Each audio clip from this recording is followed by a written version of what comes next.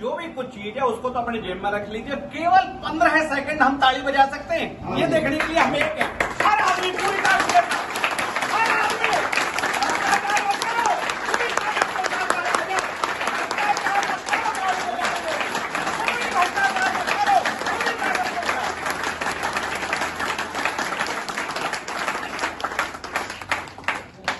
तरफ होगी।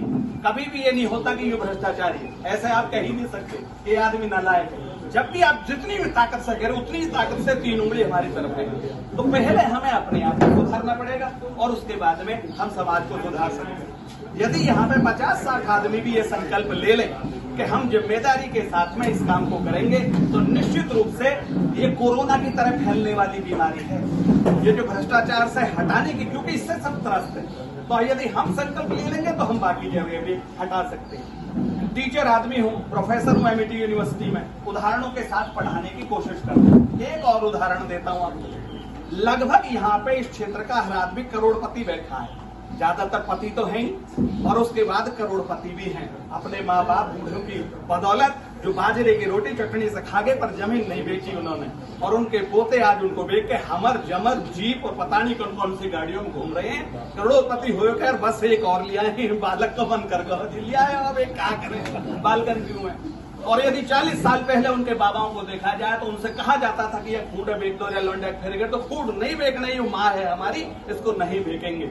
आज की डेट में छोटे छोटे भूखंडों के ऊपर भाई भाई के बीच का प्रेम हट रहा है, वो भी एक भ्रष्टाचार है। यहाँ पर जो हम लोग बैठे हैं और अपने मोबाइल से खेल रहे हैं, ये भी अपना भ्रष्टाचार है। जो लोग यहाँ सुनने के लिए आए और सुनाने के लिए आए, हम उसे सुन नहीं रहे और अपनी बातों में लग रहे हैं, ये भी एक भ्रष्टाचार है। छोटी छोटी चीजें ही तो भ्रष्टाचार होती है।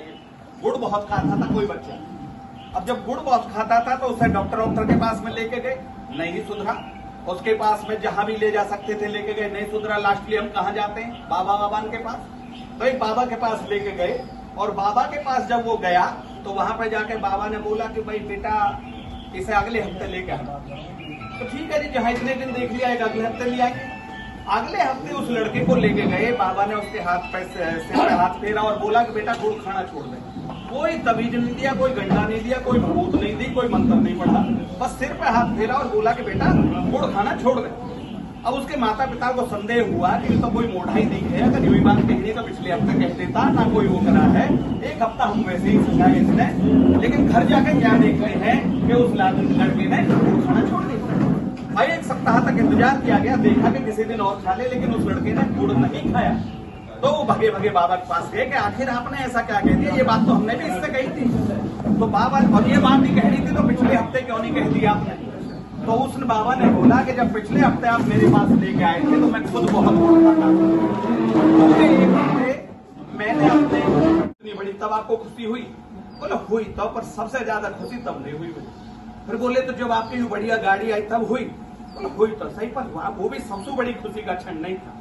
बोले जब आपकी लड़के की शादी हुई और आपको 2 गाड़ी मिली और 70 तोले सोना और 15 किलो चांदी और सारे मामले मिले, तब हुई जब आपका काम है? बोला हुई तो सही, पर तब भी सबसे ज्यादा नहीं हुई। तो बोले कब हुई आपको सबसे ज्यादा खुशी? बोला मेरे एक दोस्त ने कहा तेरे पे बहुत पैसा है, हमारे बगल में विकलांग बच्चे रहते हैं और बेचारे इनको अगर ये साइकिल तू दिवा सके इन विकलांगों को तो यार बड़ा तेरा भला हो जाएगा।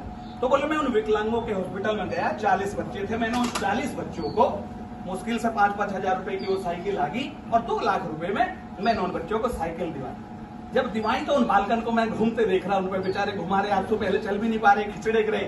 उनमें से एक आए कि जब मैं चलने लगा तो एक बालक ने साइकिल मेरे धोरे लाकर मेरे घोटे पकड़ लिए और मेरे घोटे पकड़ के बोला कि मैं आपको अच्छे से देखना चाहता हूँ। बोले क्यों देखना चाहता भाई तू मुझे अच्छे से?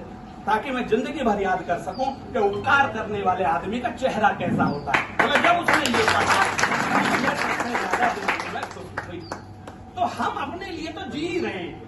नाना पाटेकर का तिरंगा पिक्चर में डायलॉग था, आ गए मेरी मौत का तमाशा देखने, खाएंगे पिएंगे सोएंगे, बालकों को पैदा करेंगे, मर जाएंगे। लेकिन मैं भी मर रहा हूं, पर ये करके मर रहा हूं कि कुछ ना कुछ अच्छा करके मर रहा हूं। आप भी कुछ अच्छा करके चलिए। यहाँ पे कितने आदमी हैं जो 80 साल के 90 साल के जी के चले गए, मंत्री बन गए, विधायक। भैया नेता का औलाद है, जमाई है, भैया है, भतीजा है, कोई भी है, और जैसे ही पकड़ा जावे जी बालक लगा हमारा खारा, तमें दिक्कत क्या है जी? रिश्तेदारी निकली आती है हमसे, और जब हम अपना काम करवाने जाते हैं तब वो रिश्तेदारी कहाँ चली जाती है? तब वो टेबल पर बैठने को भी क्यों नहीं कहता है, तब वो कुर्सी भी ऑफर क्यों नहीं कर रहा होता है। 25,000 रुपए प्लेसमेंट पे लगा हुआ हर मैनेजर 30 लाख से 40 लाख की कार में घूम रहा है और हम पे जोर नहीं पड़ रहा, तो भ्रष्टाचार उसके साथ साथ हम भी कर रहे हैं।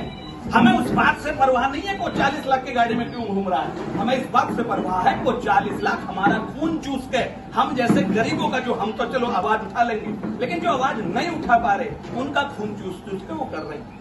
1.5 साल में लेबर अफसर रहा। लेबर अफसर घर में जमाई की तरह होता है।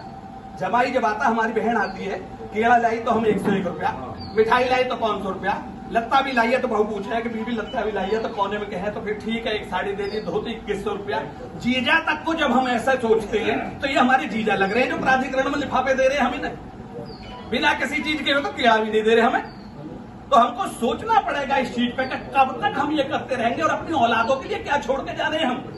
वो और ज्यादा गोड़े जाएंगे क्योंकि उनको रोका नहीं जा रहा, क्योंकि उनको टोका नहीं जा रहा, क्योंकि उनको गलत को गलत नहीं कहा जा रहा, क्योंकि वो हमारी जाति के हैं, क्योंकि हमारे गोत के हैं। ये तो नागर है, नागर तो बचाओ, ये तो भाटी है, भाटी है तो बचाओ, ये तो पंडित है, पंडित है तो बचाओ, ये तो अपना या बचाओ। है कि भाई इसका उसका पानी भरना छोड़ दिया, इसका उसका पानी भरना छोड़ दिया और हमने प्रवीण तिल तिल मरना छोड़ दिया और देख के असली चेहरे कुछ इंसानों के, जंगल के सांपों से डरना छोड़ दिया।